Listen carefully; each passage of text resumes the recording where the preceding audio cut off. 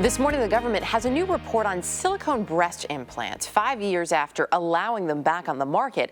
The FDA says the implants are safe, but warns the longer a woman has them, the more complications there are.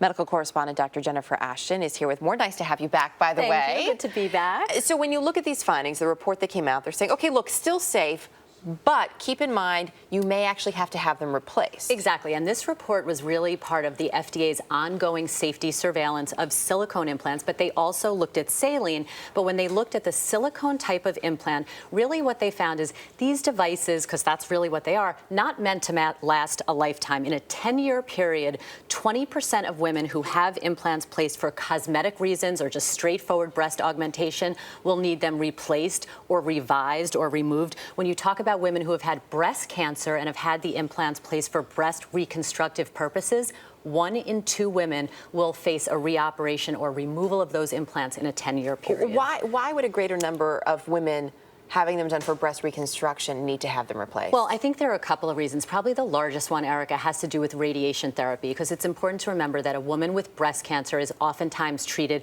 with removal of that part of the tumor, a lumpectomy, and then subsequent radiation therapy. Now, radiation is excellent at killing the cancer, but it can also damage normal, healthy tissue. And with that damage comes an increased risk of scarring or asymmetry or even infection down the road. Also, women with breast cancer who get implants for reconstructive purposes, no different than any other woman. They might electively choose down the road that they want to change or revise that implant just due to a need for changing the size or the shape of the implant. Okay, there are not, while the FDA is saying, look, these are still safe, right? They're not without risks. So what are Correct. some of those risks? Anytime you do any type of surgery, Erica, we say it here again and again, there are always risks, and you need to be aware of those risks. Primarily for silicone implants, as there are for saline implants, there are basic risks that every woman needs to know about. Number one, there can be something called a capsule formation, which is basically scar tissue that forms in the chest wall around the implant. It can rupture, which obviously could be a significant issue if you're talking about silicone or saline. It can leak slowly over time, and like any foreign body or device placed inside our bodies, there's an increased risk for infection.